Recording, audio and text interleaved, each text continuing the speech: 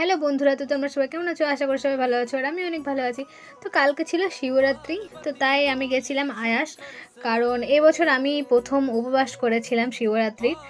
তো তার জন্য যাচ্ছিলাম আয়াস। তো দেখো, মন্দির পৌঁছে গেলাম। তারপরে সেখানে মেলা তো বসেই ছিল, প্রত্যেক বছরই বসে সেখানে, কিন্তু এবারে সেই বছরের তুলনায় এবারে একটু কম ছিল। তো তারপর টোটো স্ট্যান্ড করে চলে যায় মেলার ভেতরে। সেরকম লোকজন ছিল না, আমরা যখন যাই তখন প্রায় 5টা বাজছিল, তো ওই সময় আমরা যাই। তারপরে দেখলাম লাইনে তো দাঁড়িয়ে যাব, তখন তো আর ঘুরতে হবে না, তাই ছোটোখাটোভাবে একটু মেলাটা আমরা ঘুরে নিলাম।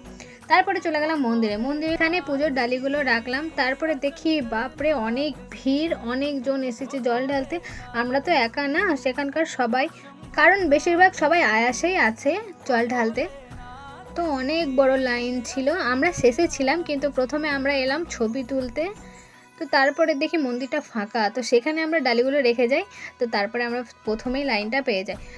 তো জল ঢালার সময় হয়ে গেলে আমরা জল ঢেলে মন্দির থেকে বেরিয়ে যাই। তারপরে আমার পাশে যে বোনটা ছিল সে বলে কি আমি ট্যাটু করব, তো চলে যাই সে ট্যাটু করতে। তো বাপরে, আমার ট্যাটু দেখেই তো ভয় পাচ্ছিল, ও যে কী করে কষ্ট সহ্য করে ট্যাটুটা করলো ওই জানে। আর লাইনে দাঁড়িয়ে অনেকটাই ক্লান্ত হয়ে পড়েছিলাম, তাই আর কোনো ক্লিপ নিতে পারিনি।